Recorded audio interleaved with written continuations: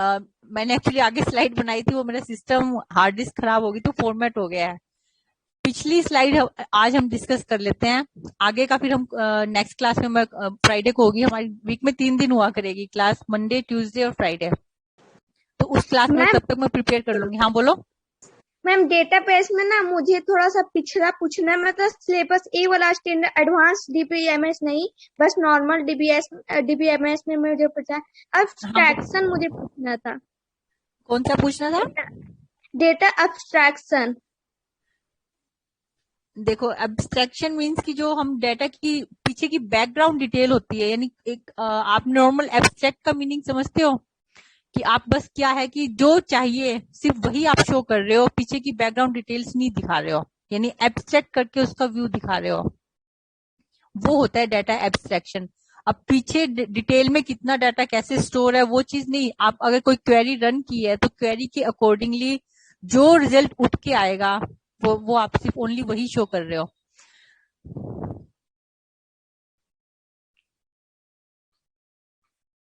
सृष्टि क्या चैट में डाल रहे हो?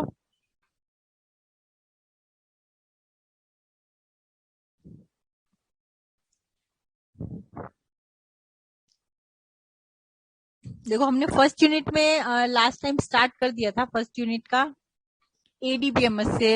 एडवांस डाटाबेस मैनेजमेंट सिस्टम है ये आपका। इसमें क्या है कि डाटाबेस जो है, डाटाबेस का मीनिंग समझते हो, जो हमारा डाटा हम जो नॉर्मली स्टोर करते हैं। एक मिनट स्लाइड शो कर दो। मैम हाँ बोलो। मैम और data independent. Data independence means आपका जो वो लॉजिकल और फिजिकल व्यू करते हैं कि आपने जो डाटा स्टोर किया है, अब उस आप कुछ चेंज कुछ और भी मॉडिफिकेशन कर रहे हो, वो डाटा इंडिपेंडेंट है। अब मैं ये आपको डायग्राम होके थ्रू वैसे समझाती थी तो ज्यादा ठीक था। आपने वो व्यूज किए थे उसमें डीबीएमएस में, ध्यान है? लॉजिकल व्यू, फिजिकल व्यू वगैरह ऐसे व्यूज बनते हैं कि लॉजिकल व्यूज में आपका क्या है कि आप कुछ क्वेरी रन कर रहे हो, रन टाइम पे हमें कैसा शो हो रहा है वो, ठीक है। फिजिकल व्यू में यानी कि आप हार्ड डिस्क वगैरह में डाटा कहाँ स्टोर हो रहा है। तो इनमें से अगर आप किसी एक व्यू में चेंज करते हो तो आपके डाटा पे चेंज नहीं हो रहा है, वो डाटा इंडिपेंडेंस आ जाता है। मैपिंग करते हैं हम डाटा की एक व्यू से दूसरे व्यू के अंदर, ठीक है। तो अगर किसी एक मैप आप किसी एक व्यू में चेंज करते हो तो दूसरे पे उस पर इम्पैक्ट नहीं पड़ेगा, यानी डाटा पे कोई इम्पैक्ट नहीं पड़ रहा, वो हमारा डाटा इंडिपेंडेंस होता है। आप कैसे भी उसको स्टोर कर रहे हो, एक जगह से दूसरी जगह पे मूव करवा रहे हो या उसमें कुछ और क्वेरी रन करके उसकी कोई और मॉडिफिकेशन कर रही हो, तो डाटा पे चेंज नहीं होगा कि ये नहीं कि कोई डाटा ऐसे रिमूव हो गया या कुछ और हो गया है, वैसे नहीं होगा। डाटा आपका इंडिपेंडेंट वो रहता है। मैम तो इसको हम तो डायरेक्ट बोल सकते हैं कि मेनी व्यूज में से अगर किसी एक व्यू में किसी तरह का चेंजेस होता है तो उसका इफेक्ट दूसरे व्यू पे नहीं पड़ता है। दूसरे पे नहीं पड़ता, वो आपके इंडिपेंडेंट रहते हैं, डाटा इंडिपेंडेंस आ जाता है। क्योंकि जो मैपिंग करवा रहे हैं एक व्यू से दूसरे व्यू में जा रहे हैं, ये हमारी मैपिंग दो होती थी उसमें, अब मुझे भी उसका नाम ध्यान नहीं आ रहा। तो वो हमारे डाटा इंडिपेंडेंस होता है कि एक व्यू से दूसरे व्यू में अगर हम कुछ चेंज भी कर रहे हैं, कुछ इम्पैक्ट डाल रहे हैं एक व्यू में, तो वो आपका दूसरे पे नहीं इम्पैक्ट पड़ रहा।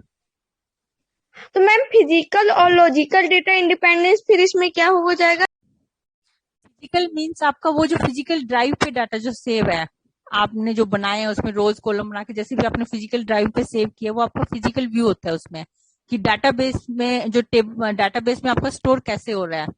लॉजिकल व्यू में मींस कि आप क्वेरी रन कर रहे हो, क्वेरी रन करने के बाद कितने एट्रीब्यूट शो हो रहे हैं रिजल्ट में, क्या कुछ शो करवा रहे हो, वो आपका लॉजिकल व्यू होता है। यानी जो आपका रन हो रहा है, आप जो लॉजिक लगाया है, क्वेरी रन की है, उसके बाद में जो व्यू हो रहा है, वो आपका लॉजिकल व्यू है।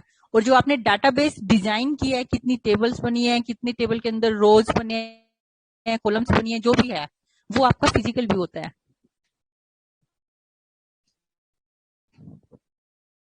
यस ठीक है। मैम। हाँ बोलो। Yes ma'am.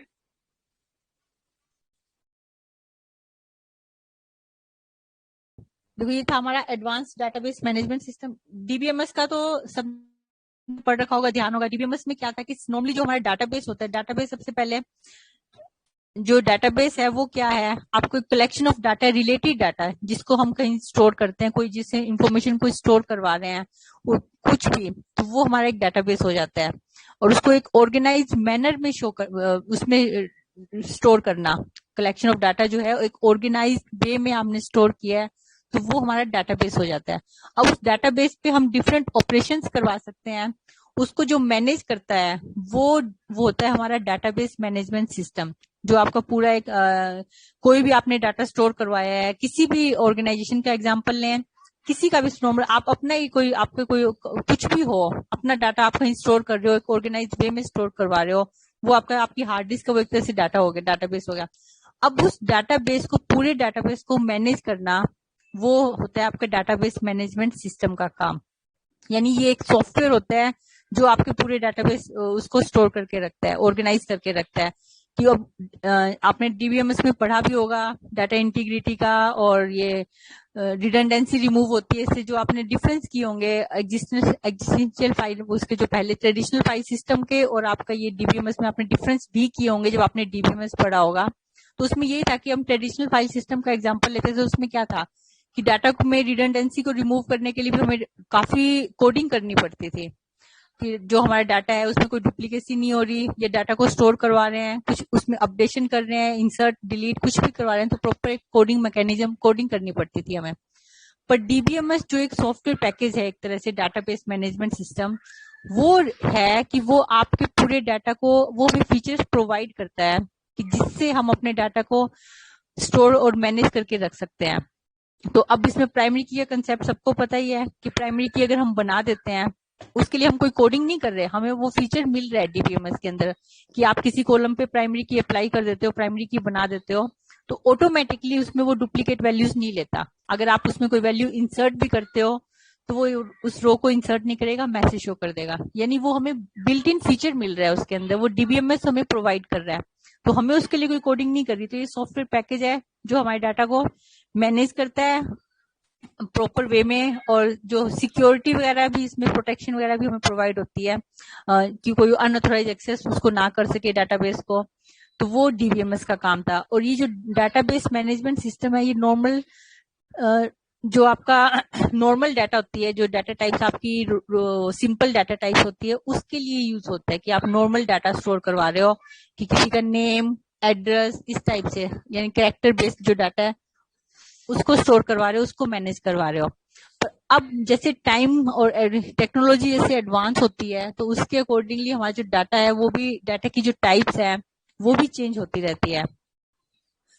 जो हमारा डीबीएमएस था वो तो नॉर्मल, जो ये डाटा टाइप थी, नॉर्मल डाटा टाइप थी, उसको स्टोर करने के लिए यूज होता था। अब मान लो अगर हम यूट्यूब का एग्जांपल लें, पहले नहीं था कि वीडियोस कैसे हमें मिलते थे, जैसे स्मार्टफोन आए, टेक्नोलॉजी इंप्रूवमेंट हुई, उसके अकॉर्डिंगली डाटा भी आपका चेंज होने लग गया, डाटाबेस की जो डाटा की टाइप्स हैं वो चेंज होने लग गई।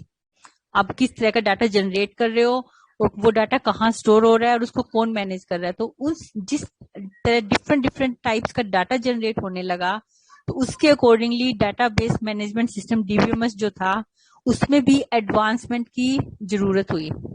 ठीक है, तो अब डीबीएमएस में जो एडवांसमेंट की, उसको हम एडवांस डाटाबेस मैनेजमेंट सिस्टम बोलते हैं।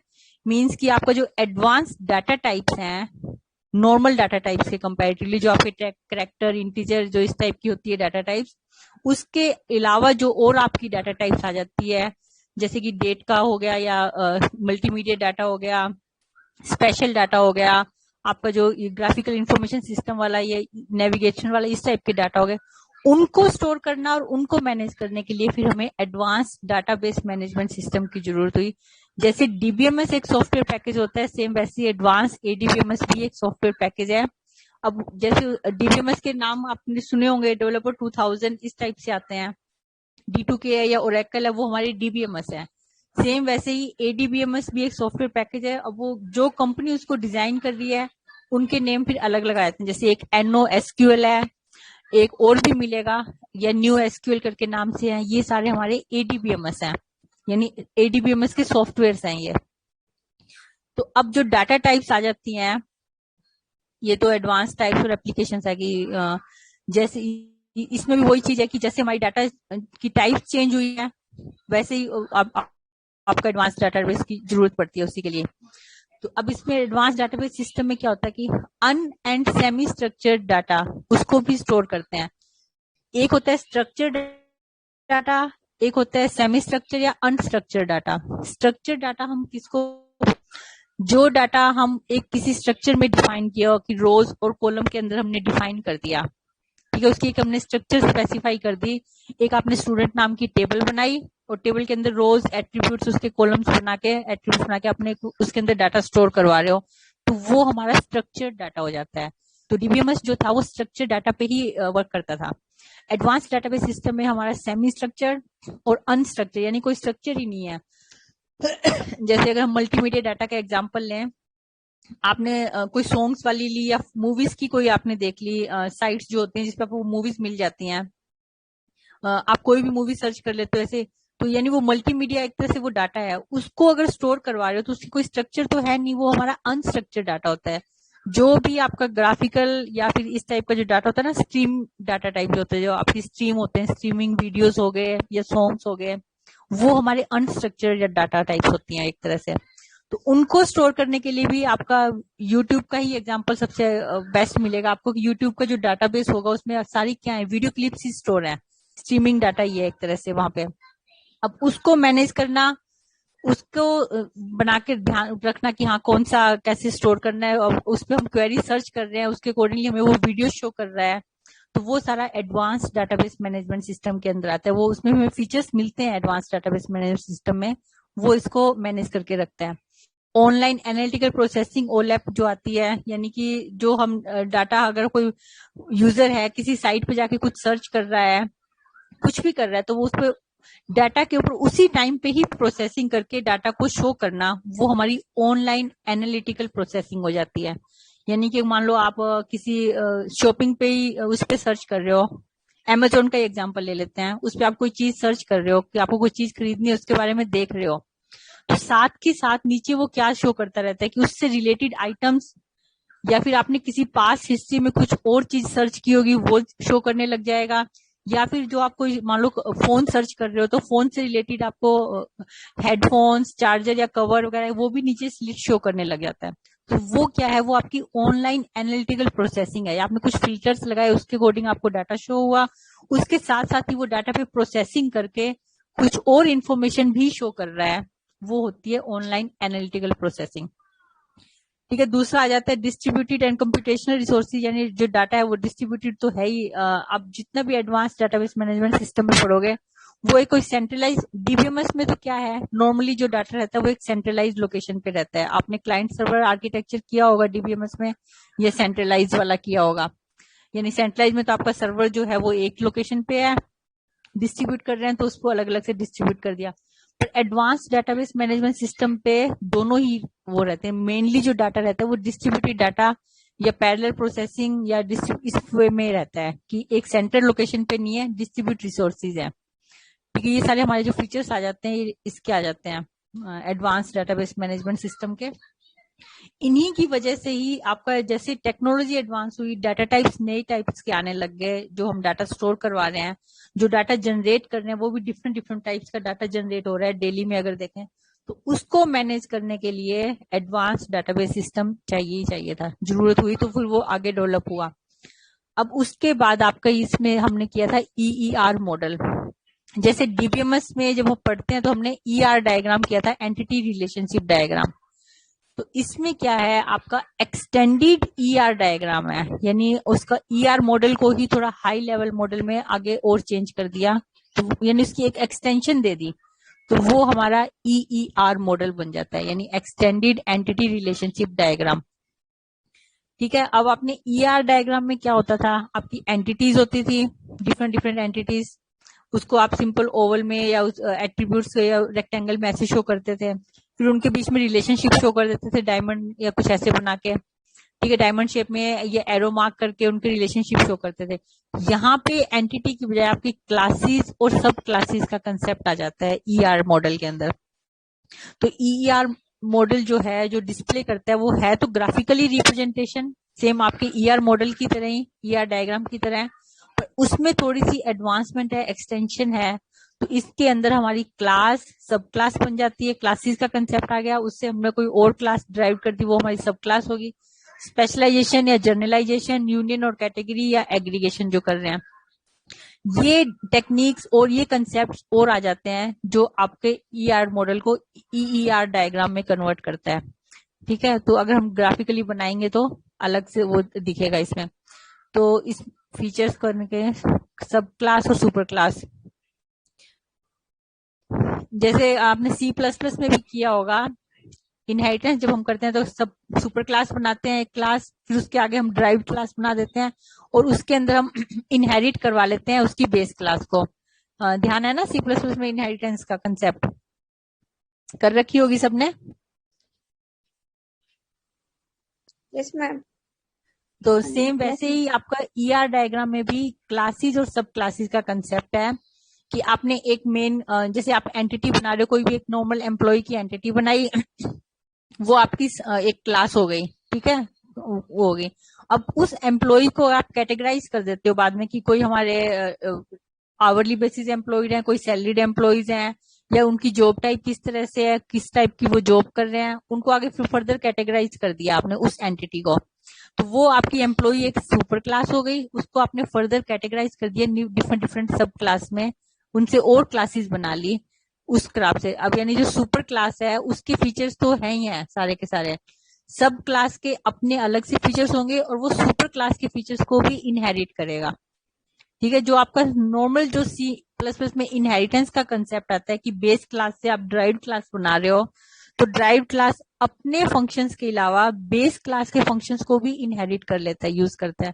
तो सेम यहाँ भी हमारा सुपर क्लास है, सुपर क्लास से आगे हम ड्राइव कर रहे हैं उसको रिलेशन में, तो वो हमारी सब क्लास बन जाती है। और सुपर क्लास से जब सब क्लास में बनाते हैं तो ये आपका सिंबल यूज होता है डी, सर्कल के अंदर डी। ठीक है, यानी एक सर्कल वाला सिंबल यूज होगा ही होगा सुपर क्लास से सब क्लास में। आप अगर रिलेशन शो कर रहे हो तो आप सुपर क्लास और सब क्लास बीच में एक लाइन लगाओगे, बीच में ये सर्कल और डी ऐसे शो करोगे। ठीक है, फिर सुपर क्लास तो वही है, कोई भी एक एंटिटी टाइप है जो मेन है वो हमारी सुपर क्लास हो गई। अब यहाँ पे एक नीचे एग्जाम्पल दिया हुआ होगा, स्क्वायर, सर्कल, ट्रायंगल, शेप्स का कोई एग्जाम्पल है जिसके आगे ग्रुप सर्कल और ट्रायंगल में नीचे आएगा वो आगे। जैसे ये है शेप, ये शेप की एक क्लास बनाई, शेप के अंदर जो भी है वो एक सुपर क्लास होगी। अब इस शेप हमारी स्क्वायर, सर्कल, ट्रायंगल्स, ये भी डिफरेंट डिफरेंट शेप्स ही हैं और इस शेप के मेन प्रॉपर्टी को इनहेरिट कर रही है, यानी शेप की हमने सुपर क्लास की आगे 3 और सब क्लासेस बना दी, स्क्वायर, सर्कल और ट्रायंगल। तो ये स्क्वायर, सर्कल और ट्रायंगल हमारी सब क्लास है और शेप हमारी सुपर क्लास है। अब इसको जब शो किया इन्होंने तो बीच में सर्कल, ये रिप्रेजेंटेशन का मेथड है, ये आपको सर्कल शो करना ही करना होगा। सर्कल के अंदर डी लिखना है या ओ लिखना है, वो आपके कंस्ट्रेंट आते हैं ना जो आगे हमने कर तो लिए थे वैसे, डिस्टिंक्ट है या ओवरलैपिंग है, तो उसके अकॉर्डिंग यहाँ पे डी या ओ लिखा जाता है। ठीक है, वो कंस्ट्रेंट आएंगे अभी नीचे और करेंगे, पर ये सर्कल तो आएगा ही आएगा। अब उसके अंदर सर्कल के अंदर ये डाटा, शेप का जो डाटा है स्क्वायर के अंदर डिफरेंट है, सर्कल के अंदर डिफरेंट है, ट्रायंगल के अंदर डिफरेंट डिफरेंट है, तो हम डिसजॉइंट डी दे देते हैं। अगर कोई डाटा ओवरलैप कर रहा है कि स्क्वायर के अंदर भी है, शेप का जो डाटा है, शेप क्लास का जो डाटा है वो स्क्वायर के अंदर भी है, सर्कल के अंदर भी है, इन दोनों के अंदर है, तो यहाँ पे यानी वो डाटा ओवरलैप कर रहा है, स्क्वायर में भी है, सर्कल में भी है, तो यहाँ पे हमारा ओ आ जाता है डी की जगह। ठीक है, पर ये नोटेशन आपकी ऐसे ही रहेगी, सुपर क्लास से सब क्लास के अंदर सर्कल और इसके अंदर लेटर लिखना होगा ये। ठीक है, फिर ये स्पेशलाइजेशन, जर्नलाइजेशन आ जाता है टॉपिक आपका। इसमें भी कुछ नहीं है, ये भी एक तरह से कंसेप्ट है, काम वही है कि सुपर क्लास से सब क्लास बना रहे हो या सब क्लासेस से हम एक सुपर क्लास डिफाइन कर रहे हैं। ठीक है, तो वो हमारे स्पेशलाइजेशन और जनरलाइजेशन प्रोसेस आ जाता है। तो अब स्पेशलाइजेशन में है कि आपकी एक एंटिटी है, ऊपर सुपर क्लास बोल दिया हमने उसको हमने किसी फीचर्स के ऊपर या किसी कैरेक्टरिस्टिक्स के ऊपर उसके बाद में उसकी सब क्लासेस और बना दी, डिफाइन कर दी, तो वो कंसेप्ट हो जाता है स्पेशलाइजेशन। यानी किसी व्यू के ऊपर, कोई कैरेक्टरिस्टिक्स के ऊपर हम एक क्लास को फर्दर सब क्लासेस में डिवाइड कर देते हैं, तो वो कंसेप्ट आता है स्पेशलाइजेशन का। ठीक है, होगा कुछ नहीं, आपको सेम लगेगा कि हाँ सुपर क्लास बना मान लो इसको और बाकी उसकी सब क्लास मान ली। तो अब हम सुपर क्लास से जो सब क्लास में डिवाइड कर रहे हैं वो किसी कैरेक्टरिस्टिक्स के बेस पे कर रहे हैं, तो वो होता है स्पेशलाइजेशन। ठीक है, और दूसरा होता है जनरलाइजेशन, मीन्स कि अब जैसे ये है स्पेशलाइजेशन का एग्जांपल है कि एक एम्प्लॉय क्लास बनाई। ठीक है, अब उसमें वो एम्प्लॉय डेवलपर है, टेस्टर है, उसकी जॉब टाइप किस तरह की है, उसके बेस पे हमने उनको दो कैटेगरीज में डिवाइड कर दिया, उनको स्पेशलाइज कर दिया एम्प्लॉयज को। तो वो ये हमारी स्पेशलाइजेशन होगी। जर्नलाइजेशन जो है वो स्पेशलाइजेशन का रिवर्स प्रोसेस है। स्पेशलाइजेशन से हम टॉप टू डाउन की तरफ जाते हैं, यानी सुपर क्लासेस सब क्लासेस डिजाइन करते हैं। इसमें क्या होता है जर्नलाइजेशन में कि आपकी सब क्लासेस जो हैं, दो या तीन सब क्लासेस बनी हुई है, क्लास बनी हुई है, उनमें आपको कुछ फीचर्स कॉमन लगते हैं, तो उसको आप कंबाइन करके एक सुपर क्लास बना देते हो उनके कॉमन फीचर्स की। तो वो होती है जर्नलाइजेशन। ठीक है, स्पेशलाइजेशन में हम सुपर क्लास से सब क्लासेस बनाते हैं, और जर्नलाइजेशन में सब क्लासेस से सुपर क्लास डिजाइन कर देते हैं। तो वो होती है जर्नलाइजेशन। जैसे टाइगर, लायन और एलिफेंट, ये तीन क्लासेस थी आपके पास, तो इस तीनों के एक एनिमल नाम से एक क्लास हमने कंबाइन करके एक क्लास बना दी ऊपर एनिमल। तो ये जनरलाइजेशन हो गया। अब ये होती है बॉटम अप अप्रोच। अगर हम डायग्रामेटिकली देखेंगे तो आपको अगर ये एरो मार्क ना हो यहाँ पे, ठीक है, एरो मार्क नहीं दिया हुआ और बॉटम अप अप्रोच नहीं दी हुई, तो अब ये आपको स्पेशलाइजेशन भी लग रही होगी और जनरलाइज कुछ भी मान लो आप उसको। ठीक है, अगर हम ऐसे देखें कि ये एरो मार्क नहीं दिया हुआ यहाँ पे, तो हम यही सोचेंगे कि हाँ एनिमल सुपर क्लास है, उसको बाद में आगे सब डिवाइडेड कर दिया सब क्लासेस में, तो ये एक तरह से स्पेशलाइजेशन होगी। तो वो ये है कि आपको डायग्रामेटिकली अगर देखोगे तो कोई फर्क नहीं दिखेगा किसी में। अगर शो करना होता है कि हाँ आपने अगर डायग्राम में स्पेशलाइजेशन यूज की है या जनरलाइजेशन यूज की है, तो इस सिंपल इस एरो मार्क से ही शो करते हैं हम। तो आप अगर किसी बुक में देखोगे, आपको जो बुक इशू होगी, मेरे ख्याल में नवाते या यही बुक इशू होती है, तो उसमें आपको जो ईईआर डायग्राम दिखेंगे ना, वहां पे कहीं मेंशन नहीं किया हुआ होगा कि कोई एरो मार्क नहीं शो किए हुए होंगे, सिर्फ ऐसे डायग्राम बना होगा, कोई एरो नहीं शो किया। यानी स्पेशलाइजेशन और जनरलाइजेशन का कंसेप्ट हम यूज कर रहे हैं, पर उसको डायग्रामेटिकली शो नहीं करते, क्योंकि डायग्रामेटिकली देखें तो एक तरह से एक जैसा ही लग रहा है वो। स्पेशलाइजेशन का रिवर्स प्रोसेस है जनरलाइजेशन है। अब उसको चाहे आप नीचे से ऊपर की तरफ जाओ या ऊपर से नीचे की तरफ ड्राइव करो, अगर आपको शो करनी है वो चीजें, तो आपको एरो मार्क ऐसे शो करना होगा।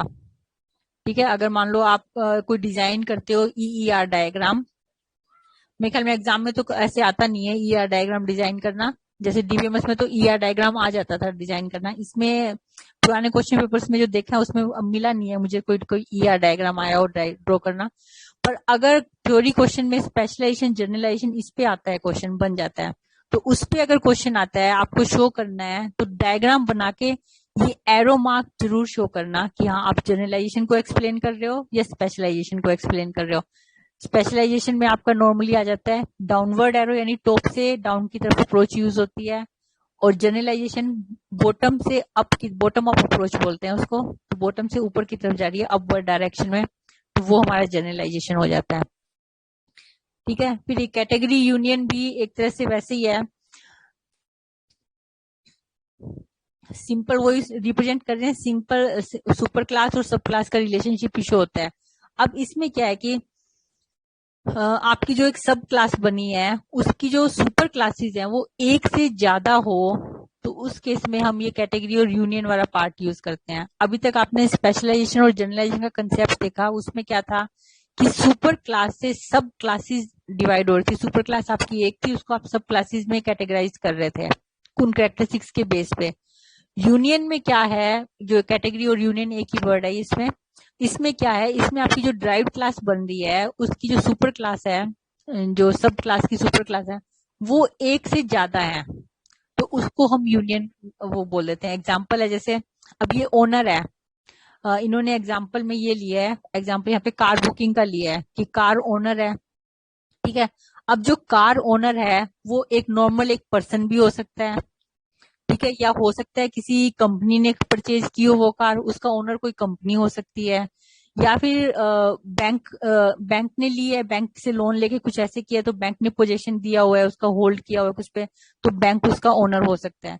तो अब ये जो कार का ये ओनर जो एग्जाम्पल है, यहाँ पे ओनर जो है वो ओनर, पर्सन, बैंक और कंपनी, इन तीनों में से कोई भी हो सकता है, कोई भी एक हो सकता है। तो ओनर जो सब क्लास बनाई है उसका जो ओनर का, इसकी जो सुपर क्लासेस हैं इनमें जो डाटा आएगा ओनर के अंदर, वो या तो किसी पर्सन से होगा, या फिर किसी बैंक से होगा, या फिर कंपनी से होगा। तो इन तीनों का यूनियन होके यहाँ आ रहा है ओनर में जो डाटा स्टोर हो रहा है। ठीक है, अब यानी कि ये ओनर हमारी सब क्लास है। अब इसके जो सुपर क्लासेस हैं वो पर्सन भी है, बैंक भी है, कंपनी भी है। इन तीनों में से कोई भी हो सकता है, कोई एक हो सकता है। तो ये कंसेप्ट है हमारा यूनियन का। यानी आपने जो ड्राइव्ड क्लास है, सब क्लास है, उसकी जो सुपर क्लासेस हैं वो आपकी एक से ज्यादा होती है, तो वहां पे हम यूनियन वाला कंसेप्ट यूज करते हैं।